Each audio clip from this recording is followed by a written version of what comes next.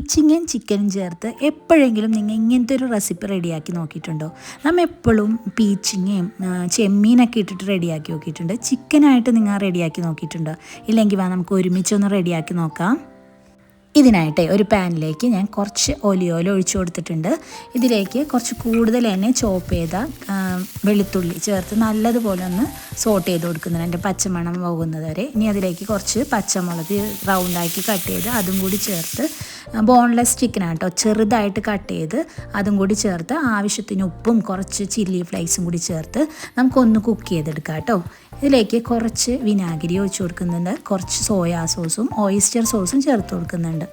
Oyster sauce ഇല്ലെങ്കിൽ അത് skip ചെയ്യാം കേട്ടോ. ഇനി ഇതിൻ്റെ മെയിൻ താരം എന്ന് പറയുന്നത് ഈ പീച്ചിങ് തന്നെയാണ്. പീച്ചിങ് അതേ ഇതുപോലെ ഒന്ന് കട്ട് ചെയ്ത് അതും കൂടി ചേർത്ത് കൊടുക്കുന്നുണ്ട്.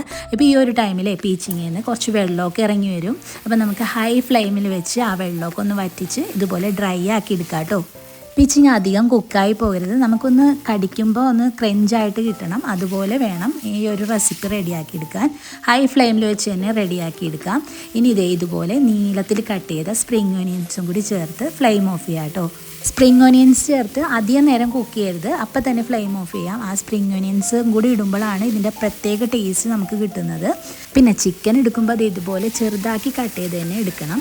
പിന്നെ ഹൈ ഫ്ലെയിമിൽ വെച്ച് തന്നെ ഇത് റെഡിയാക്കി എടുക്കണം, എന്നാലാണ് പ്രത്യേക ടേസ്റ്റ് കിട്ടുള്ളൂ. നല്ല ടേസ്റ്റാണ്, ചപ്പാത്തിൻ്റെയും ഗീ റൈസിൻ്റെയൊക്കെ കൂടെ കഴിക്കാൻ ബെസ്റ്റ് കോമ്പിനേഷനാണ്.